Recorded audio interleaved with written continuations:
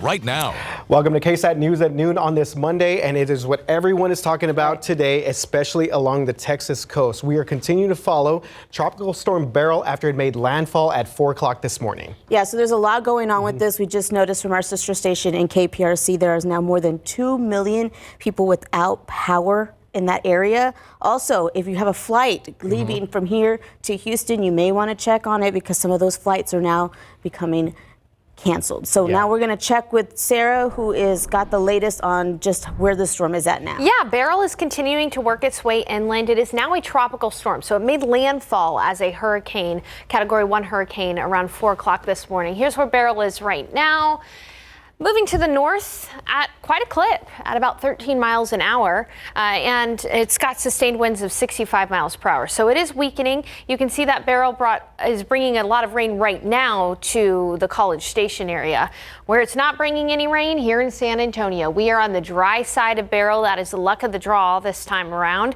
I know I say luck of the draw because a lot of us wanted rain here in San Antonio from this system. What we are seeing, though, are some clouds streaming in from the north. As we take a look at wind gusts, take a look at that. In Houston, they're still dealing with wind gusts of up to 50 miles per hour. Earlier, they were dealing with wind gusts of up to 80 miles per hour. And we are getting a northerly breeze here in San Antonio. A few gusts of up to 25 to 30 miles per hour. As for the rest of the day, high temperature of 95. We're going to see mostly clear skies this afternoon, and it will be breezy until about 3 o'clock. Then as we head into the evening, we'll be looking at temperatures close to 79 by midnight. Now, if you did not get rain today, and a lot of us did not get rain today with the exception of a few of our eastern counties, we do have the potential for rainfall tomorrow. That's separate from Beryl, but decent chance for some showers and storms in the afternoon. Those details coming up in a bit. Thank you very much, Sarah. Well, Beryl, as we've been saying, is now a tropical storm after barreling into the Texas coast as a Category 1 hurricane early this morning. And this storm has already reportedly produced tornadoes and flash flooding throughout the Gulf Coast. And we kind of figured with the aftermath, this is going to be some of the big things to watch. Wind gusts reaching more than 90 miles per hour. Yeah, ABC's Melissa Adan has a look at the damage in Port Lavaca that Beryl left in its wake. This morning, Hurricane Beryl slamming into Texas, making landfall just south of Houston. The Category 1 storm bringing torrential rain and damaging winds. So we're on the dirty side of the hurricane, the toughest side. Beryl's sustained winds increasing to at least 80 miles per hour. Storm surge warnings in effect, with up to 7 feet of surge possible above regular tide levels.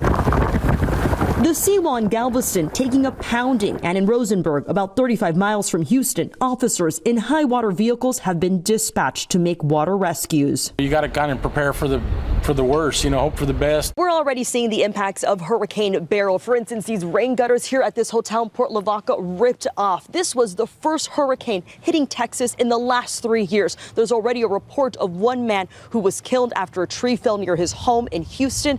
The Red Cross is now there helping to respond. Experts say Beryl's explosive growth into an unprecedented storm so early in the season was fueled by the Atlantic's record warmth. Officials warned that the next 24 hours will be rough for the Houston area.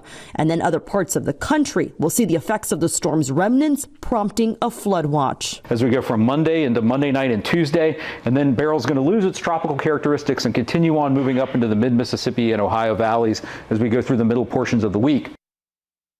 Power is out here where I am, and there are hundreds of thousands of Texans that have lost electricity due to Beryl. Officials warning those along the coast, stay indoors until it is safe to go out. Melissa Adan, ABC News, Port Lavaca, Texas. Yeah, the power going to be a big story moving forward here. So the Salvation Army of San Antonio is on the ground today, also getting ready to help people along the Texas coast. Crews are headed to Wharton, which is southwest of Houston. 2 units from San Antonio and 1 from New Braunfels will be helping those folks out. Who spoke to some of the Salvation Army leaders. They say their goal is to serve around 1,500 meals a day when they're deployed, and they plan to be there for at least a week. Also standing by ready to help is the San Antonio Food Bank. They've been stocking up all week and are prepared to hand out food as long as they're needed. You'll have mix of dry goods, pastas, rice, beans. I would say probably dry goods and water is always impacted. Those are typically the two most important. As the water recedes and we have access to some of those areas, Along with food and water, the food bank also has hygiene products on hand to send out. All right, so we're covering a lot of different angles of this. A lot of people visiting Texas beaches this weekend had to change or cancel their plans because of Hurricane Beryl, including this couple right here. Yeah, this couple who was actually planning on getting married today, but instead they had an impromptu wedding on Saturday. While tracking Beryl, meteorologist Justin Horn came across the wedding. And he actually got to speak to the bride and the groom. I'm surprised he just didn't officiate this himself with how busy he's been. He might as well and their have. family. Here's the story.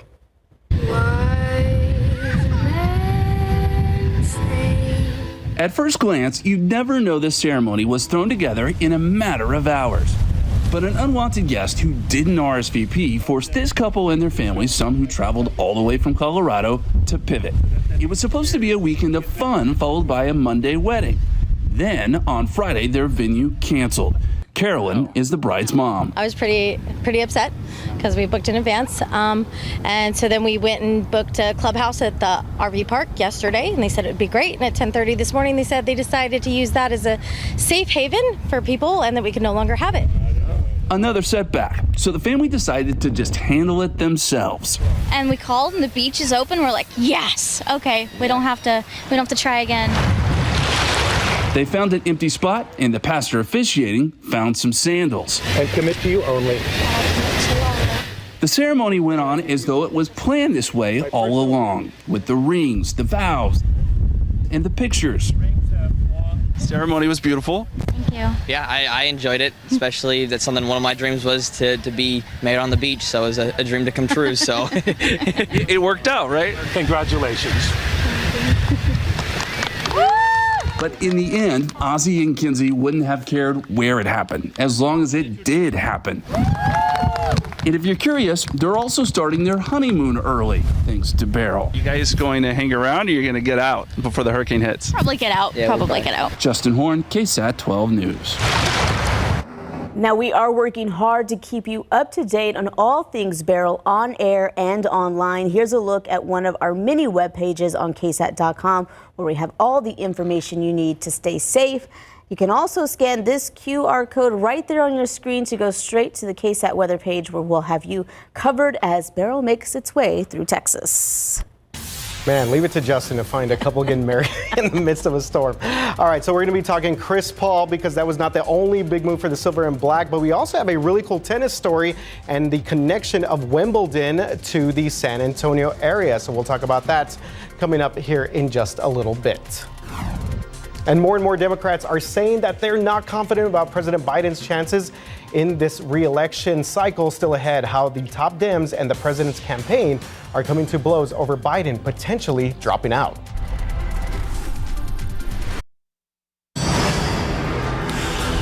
Welcome back to the news at noon. While President Biden sent a letter to congressional Democrats earlier this morning saying that the calls for him to drop out of the race need to end. Yeah, that pressure on Biden to leave the race continued to build over the weekend. This is a major week in Washington for the president. A 3-day NATO summit with ally leaders starts tomorrow. ABC's Perry Russum has more from Washington. In a new letter to congressional Democrats today, President Biden writes he is firmly committed to staying in the race, writing, "We have one job, and that is to beat Donald Trump. Any weakening of resolve or lack of clarity about the task ahead only helps Trump and hurts us." Biden calling into MSNBC this morning. All the data shows that the average Democrat out there who voted, 14 million of them that voted for me, still want me to be the nominee. Sources tell ABC News during a call yesterday at least 4 top House Democrats privately told colleagues it's time for Biden to end his campaign. The president on the campaign trail this weekend with multiple stops in Pennsylvania. Other Democrats like Senator John Fetterman standing by the president. I'm about to point to the only person that's ever kicked Trump's in an election right now. Biden had a chance to quiet concerns on Friday in an exclusive interview with ABC's George Stephanopoulos. Have you had the specific cognitive tests, and have you had a neurologist, a specialist, do an examination? No one said I had to. No one said, they said I'm good. Biden under the microscope this week with a 3-day NATO summit with allied leaders in Washington starting tomorrow. Will foreign leaders be making their own assessments about this. I'm sure they have to, simply because it's too much a part of the political conversation and part of their own effort to judge where things stand. On Thursday, at the end of the summit, Biden is scheduled to have his first news conference since the presidential debate, another major test for the president. Perry Russum, ABC News, Washington. Taking a look now at live cam. Sunny skies here, but obviously not the case anywhere else. And well, not I don't want to say toward Houston area that they're getting Beryl out there. And I know just saw some videos.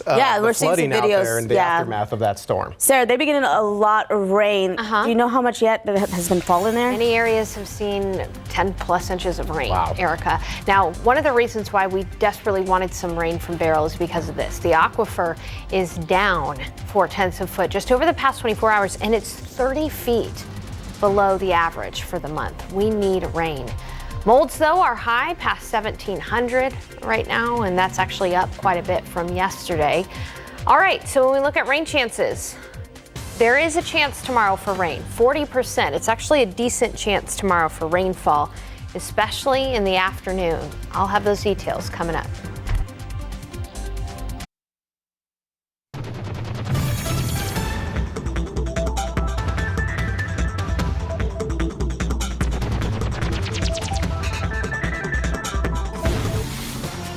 Welcome back to the news at noon. We appreciate y'all hanging out with us on this Monday morning. And coming up in just a little bit, SA Live. They're going to be out and about. And it's always a Monday fun day with the SA Live crew. Yes. Jen. Always, every day is fun. And good to see you guys. Happy Monday. Happy Monday. Yeah. Did you have a good weekend? I did. You know what, we're talking about movies today, and we want to know what summer blockbuster or just movie in general you're looking forward to seeing. I got to watch Despicable Me 4 with my babies. Okay. It was funny, but the villain's a cockroach. I'm like, oh my goodness. Wait. Really? I didn't catch that. The villain is a cockroach. Yes. Good to know. They laughed at me squirming. What about you guys? You have a movie you're looking forward to? I think for me, my husband and I are really looking forward to like having a day date and going to watch the new Wolverine and Deadpool. I was going to say the same thing. I like the first one, so I'm really looking forward to see that movie. Oh yeah, Hugh Jackman, Ryan Reynolds, Deadpool, Wolverine. This has been years in the making to get these two actors together. I'm really excited about that. I did see A Quiet Place day one. How was that? It was pretty good. I liked it. I like to go to the movies because my kids are not like Mikey's still the youngest one, so we still don't go. He's two. Probably not a kid movie. No, I'm not a kid movie. Just to go to the movies in general, I would love to take him to see Minions, but he's still too little. But I'm glad you let me know about the cockroach, though. It's fun. You know, those are always great. Yes, let us know. We have that QR code on the screen. We'll see what else. And thanks for reminding me. I'm going to add that one to my list, guys, the Wolverine one. Hey, look, I'm going to give you a little sneak peek of what else is on the show. Look at that. Oh, that looks delicious. Charcuterie. Now I'm hungry. Thanks, That Jen. and more, guys. Never Talk go to you wrong. soon. Never go wrong with the charcuterie boards. Should just be SA Live charcuterie boards every day. Gosh, yeah. Like I said, now I'm hungry. But we got to talk about weather. Yes, absolutely, because that is the big story. Sarah, how are things looking? I'm looking forward to Twisters. Glenn Powell. I thought about that one. Twister Part 2. But yes, we are going to be talking a little bit here about Tropical Storm Beryl. It is currently a tropical storm. It made landfall at 4 a.m. Matagorda Bay. Our meteorologist Justin Horn was there, and coming up, we're going to be looking at some pictures of what he did out there. But it made landfall. It's brought a lot of damaging wind gusts and storm surge to the Galveston area. In fact, take a look at this video on your screen. This is from some viewers out in Galveston, really showing the storm surge there, coming up onto areas of the bay. This is their garage, and you can just see that storm surge of 4 to 7 feet really, unfortunately, has done some damage in the Galveston area there. But the good news is that the waters have started to recede. Of course, there's 2 million people in the Houston and Galveston area without power because of the gusty winds and the very heavy rains earlier today. And here's a look at the radar right now, and you can see that most of the heavier rain is now well north of Houston. So the Houston area is starting to quiet down. Houston area, Galveston area is starting to quiet down. We've got some heavy rain working its way up to Lufkin, Nacogdoches. I want to show you just how much rain has fallen from from Beryl. And you can see that some areas near Houston have already seen about 10 plus inches of rainfall, 8 to 10 inches of rain there. Out toward Eagle Lake, about 2 inches of rain. And in our viewing area, Hallettsville, a measly trace of rainfall for Hallettsville. Hallettsville is in our viewing area. As we take a look at wind gusts, we're still dealing with gusty winds out around Beryl, Woodlands area, doing a wind gust of about 63 miles per hour. Here in San Antonio, it's breezy. We're seeing wind gusts of up to 25 miles per hour at times. But really, again, that's the only impact from Beryl is just some gusty winds. And our clouds are coming in from the north there here in San Antonio. That is about it. As we take a look closer to San Antonio, puffy cumulus clouds, a few sprinkles out there, but nothing in the way of rainfall. And for the remainder of the afternoon, we'll continue to see winds from the northeast at about 15 miles per hour. It's going to be a warm afternoon. We're going to be near 95 degrees. Then later on tonight, shouldn't be too bad for an evening walk. Temperatures in the mid 80s and we'll be in the upper 70s by midnight. All right, I want to talk about Beryl's track and the anticipated rainfall across the rest of the state. It's a tropical storm now. By about 4 o'clock, 5 o'clock, it'll be near Tyler, Texas, out toward Shreveport and Texarkana by early tomorrow morning before falling apart. And again, there's been a lot of rain that's fallen in these purple areas. We could see about 10 inches of rain. Here's the kicker. This part of Texas is not in drought. They do not need any more rain. Meanwhile, here in San Antonio, we desperately need rainfall. We have areas in our hill country and out toward Del Rio that are in extreme drought. So a bit of a cruel twist of fate there that we did not see any rain from Beryl. But I will tell you, there is the chance for rain tomorrow. In the afternoon, a few showers and storms are going to pop up across the hill country. And then by about the evening commute tomorrow, we are expecting a few showers and storms around San Antonio. So keep that in mind. Remember last Saturday over the weekend, we had pop-up showers and even a few storms. That's going to be the case on Tuesday, tomorrow in the afternoon. Again, about a 40% chance tomorrow. Other than that, there's only a chance for an isolated shower or storm during the week. High temperatures will be in the mid 90s, guys. Thank you very much, Sarah, for that update.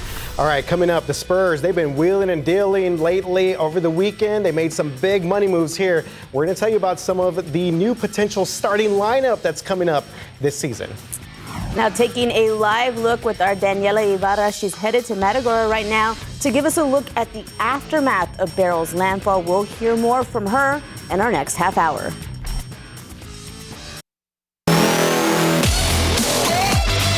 Welcome back. Well, it has been a busy 48 hours for your San Antonio Spurs as the team continues to make some big moves around big man Victor Wembanyama. The Spurs officially signed former All-NBA guard Chris Paul and added another potential starter. So let's catch you up on some of the wheels and deals here. So Chris Paul last week agreed to a one-year deal and officially signed on Sunday over the weekend. But on Saturday, Spurs kind of made some interesting moves here. They traded Devontae Graham to Charlotte. A lot of people were like, what is going on here? What are the Spurs up to? Well, it turns out that they did that because they acquired veteran forward Harrison Barnes in a 3-team deal that included Sacramento. They actually sent DeMar DeRozan, former Spur, back to the Kings in that deal. The Spurs also got a 2031 first-round draft pick swap. All right, so here's how it all breaks down. Chris Paul, $11 million. Harrison Barnes, $20 million. But they actually need to release a little bit more money. So we do expect more roster moves, maybe a trade with Blake Wesley, Malachi Branham. So unfortunately, if you have a Blake Wesley jersey or Branham jersey, they may not be on this team next. So thank God they didn't do a bobblehead night for those guys. They actually this morning have already renounced the contracts with, again, this just frees up money of Dominic Barlow, Chetty Osman, and Mamu, the guy off the bench. Yeah, so Mamu they could bring some of these guys back, Erica, but again, they're clearing out enough cap space to bring in Chris Paul and Harrison Barnes. Good moves? I like the moves. I give them an A+ so far on the moves here because we got two legitimate veteran starters around Victor Wembanyama. And have you seen any of his highlights from the French national team? My guy looks good. Incredible right now. So yes, I do give them an A+ so far. Okay, we'll see how it goes when the season starts. Yeah, definitely. As this year's Wimbledon tournament advances into the quarterfinals, we take a look back 61 years to when a tennis player from right here in San Antonio flew across the pond to London and won the gentleman's singles trophy. Yeah, this guy right here. I had no idea that we had a Wimbledon champion, so I love this connection to the Alamo City. Our Nick Mantis has more on Chuck McKinley and his impact on San Antonio tennis. While still a junior at Trinity University, Chuck McKinley won Wimbledon without losing a set. His former Trinity teammates, brothers Butch and John Newman, shared what it was like to see their classmate win a Grand Slam title. To have someone like that on the team is just incredible. He put Trinity University tennis and the whole university on the map when he won Wimbledon in 1963 without the loss of a set. I was not even a really good player, and he treated me like I was just his teammate and practice partner, and you got better just being around the guy. So after McKinley wins in 1963, support from members of the private sector like John McFarland continue to fund the growth of tennis here in San Antonio, which led to generational success of players here in the Alamo City. Dad started it all. 68, the NCAA's national championship takes place at Trinity. The planning for McFarland Tennis Center starts in 1970, it opens in 1974. The McFarland Foundation is set up by Mr. McFarland and my dad, John Braubach, and that continues today. No telling what would happen if he had not have been here. We would have been an okay team, but not one of the elite teams in the world. And we're grateful for him and his life and what he represented as far as tennis and as a human being. Nick Mantis, KSAT 12 Sports. That is amazing. I had no idea. Same here, yeah. Great job of Nick digging that up. It looked like he was about to go hit the court there during that stand-up that he did there. But great story, and of course the history of tennis here in San Antonio. Like I said, I didn't know that was here, and we had that history, so it's great to see. All right, good stuff. Well, still ahead, we of course have been tracking Tropical Storm Beryl all weekend long. That includes our very own Justin Horn. Man, this guy was on the ground up basically 24 hours over the past couple of days. He's going to give us an update on the status of those storms. Welcome back to KSAT News at Noon, and you hear it right there. This is a live look at the city of Houston right now as we saw Tropical Storm Beryl make landfall around 4 o'clock this morning and work its way up the Texas coast. Yeah, now our sister station in Houston is now saying that more than 2.3 million customers without power there right now, and also reporting that 2 people have died in incidents after trees were knocked onto their residence. Yeah, and of course the aftermath is going to be a big thing that we're going to follow throughout the rest of the day. Our Daniela Ibarra is headed there with our photojournalist Sal Salazar to give you the very latest. All right, Sarah, it's been very, very busy morning for you, 24 hours as well. Yeah, our meteorologist Justin Horn was down near Matagorda at the time of landfall at 4 a.m. this morning. Here's where Beryl is right now. It is now a tropical storm. It's past the city of Houston, but you just heard on that camera, it's still pretty breezy out in Houston, and they're dealing with some rain on the south side of that storm. But areas like Lufkin, Nacogdoches now under the gun for the heaviest of the rainfall. Here's how much rain fell in just the last 12 hours for Houston. 8 inches of rain. 6 inches of rain for Galveston, and then a quick drop off of rainfall. You can really see just how compact this storm was. Here in San Antonio, we've only seen sprinkles in some places, and we're going to continue to be dry today. You can see there's an isolated shower out on the Kerr and Real County line. As we look at temperatures outside right now, it's 89. We're likely going to be in the mid 90s this afternoon. It's already almost 100 degrees in Del Rio, 91 in Eagle Pass, upper 80s for New Braunfels and Gonzales, a little bit more cloud cover. Coming up the forecast, this is what we're going to be talking about. Breezy and warm today, yes, but there is a chance for rain tomorrow in the afternoon. I want to show you the future cast and how a lot of us may end up getting some rain during the evening commute tomorrow. No triple digits either for San Antonio this week. I count that as a win. We just need more rain, and we have that potential tomorrow. Those details coming up. Yeah, thank you very much, Sarah. And of course, you guys have been doing a great job tracking Beryl all weekend long. And of course, this was before it made landfall earlier this morning. Again, we've been following the very latest. Speaking of following, our Justin Horn has been braving the rain, wind, and general nastiness of the storm to bring us the very latest.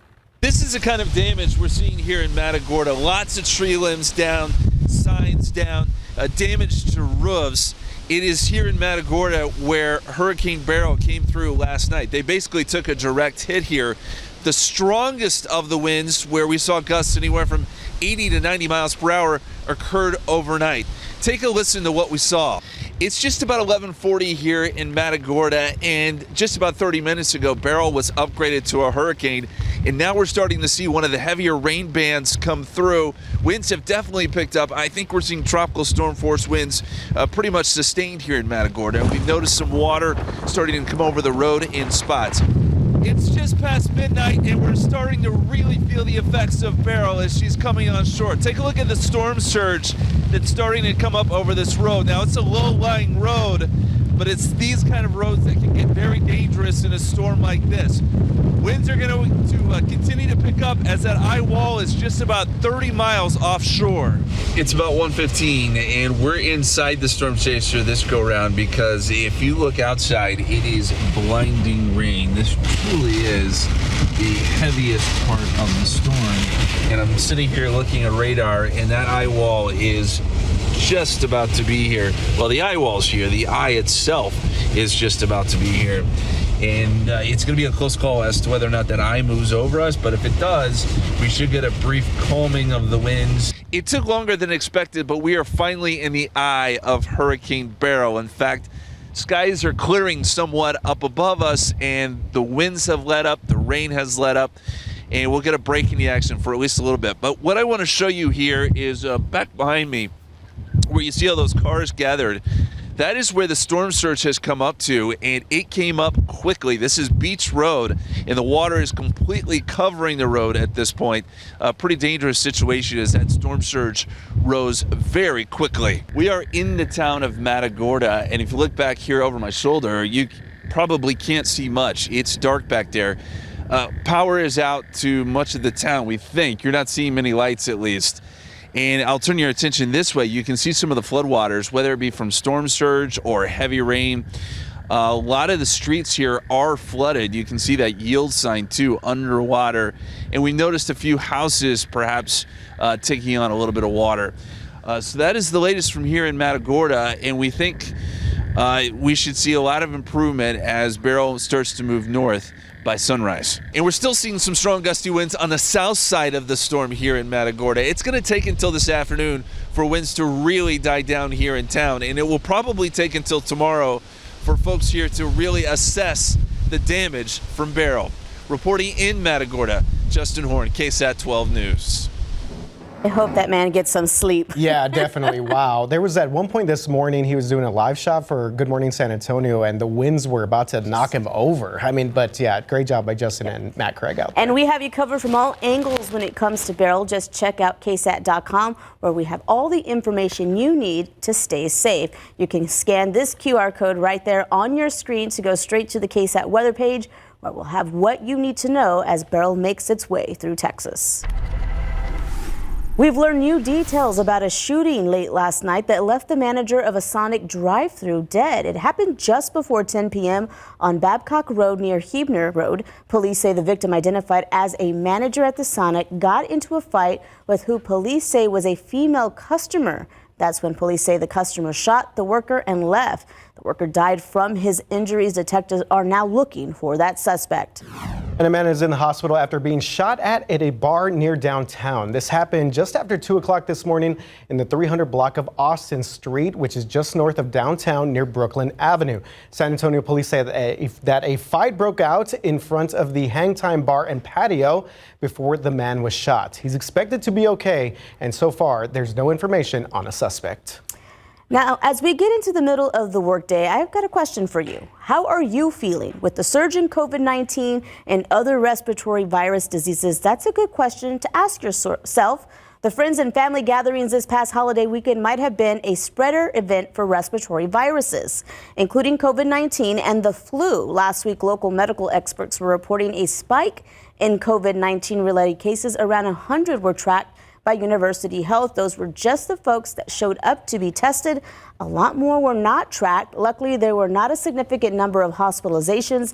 The summer COVID trend could continue this week after the group gatherings, but doctors say it's not just COVID that's out there this summer. COVID by far is out there the most. There's also rhinovirus, which we know classically causes the common cold. There are some cases still of flu, lower numbers, because that way you will know if you need to kind of isolate yourself so you're not exposing other people that could be at risk for more severe disease.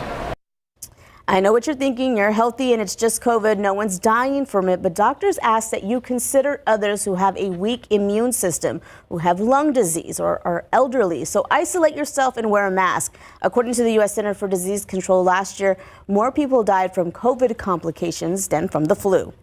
The signs are similar to other respiratory illnesses: fatigue, congestion, a cough, and runny nose. But a loss of taste and mental fatigue are still prominent in COVID. Still ahead, it's been 1 year since Texas installed border buoys in the Rio Grande to prevent illegal immigration, but we're learning they may be causing a problem for the local environment. We'll have the details next.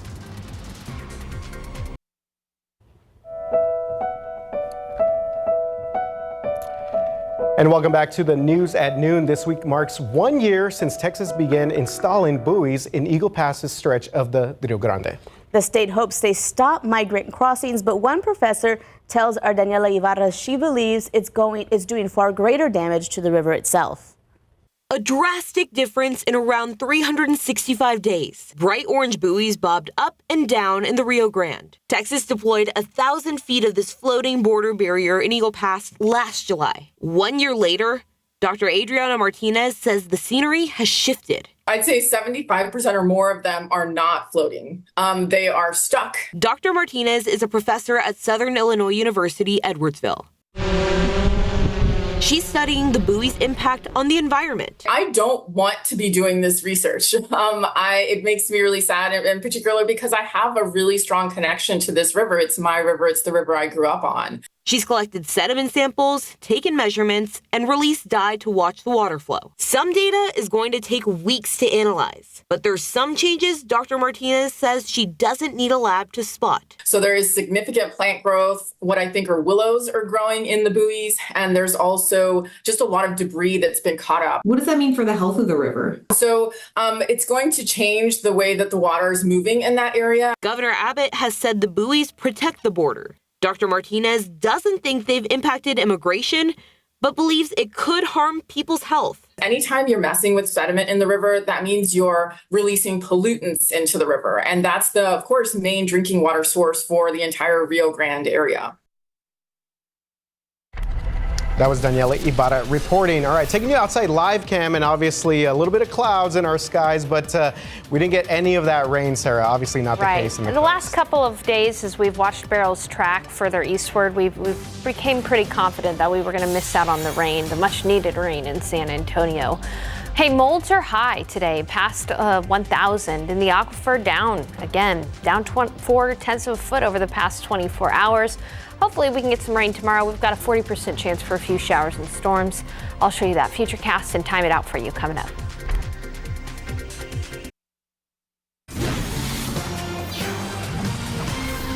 Welcome back to the News at Noon, and of course we have been following Tropical Storm Beryl now as it has made its way through the southeast part of Texas. There is some flooding, there is obviously a lot of power outages, but we want to go now to weather with Sarah. Sarah, what are you seeing right now as the latest as Beryl makes its way through? It's a tropical storm, but here in San Antonio, it is quiet. Let's go ahead and take a look outside right now. You can see 90 degrees in San Antonio.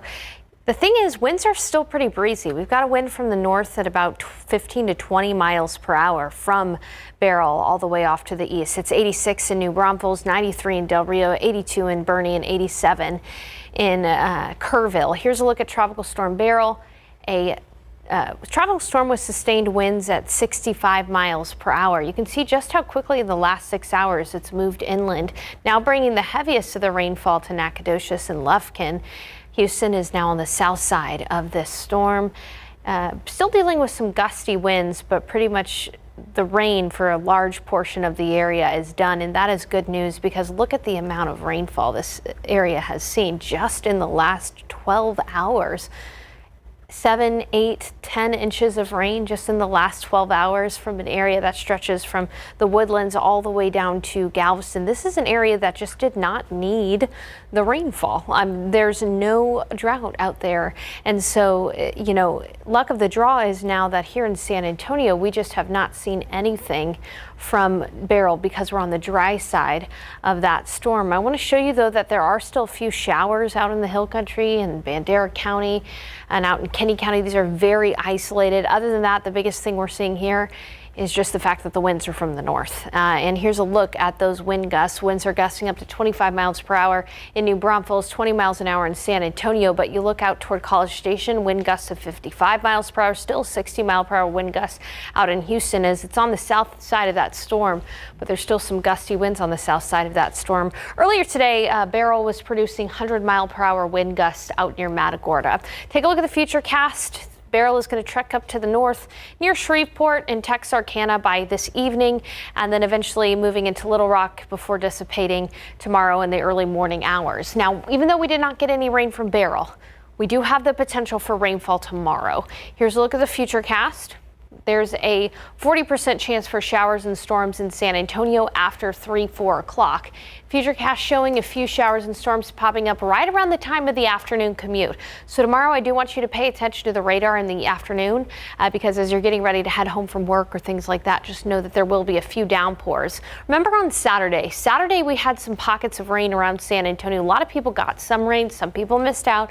I think that's going to be very similar to tomorrow's rain chance. Some people will miss out on the rain and some people will get an inch of rain or more tomorrow. 40% chance in your backyard to see rain tomorrow during the afternoon. And then in the week ahead, just an isolated shower or storm possible. So for the rest of the day today, we'll be looking at high temperature right around 95. It's going to be breezy through the afternoon, and then in the evening, temperatures will cool down to about 79 by midnight. It should be a pleasant evening. It is going to be hot though out west toward Del Rio this afternoon. High temperatures will be in the triple digits. No triple digits in San Antonio's forecast though over the next 7 days. This time of year, the biggest way we get rain is in the tropics. So that's one of the things that, you know, a lot of people are disappointed about around San Antonio is that we didn't get any rain from Beryl. But again, you have a chance tomorrow. Thank you, Sarah. Now taking a live look with out there in the Houston area. You can definitely see what Sarah was talking about there, RJ. Yeah, and earlier when we had this camera up, we were hearing just some of the winds that were still kind of in that area. Obviously, Houston has seen its fair share of flooding over the past couple of years or so, and this is just another round that a lot of those residents are having to deal with right now as that storm makes its way through the southeast part of our state.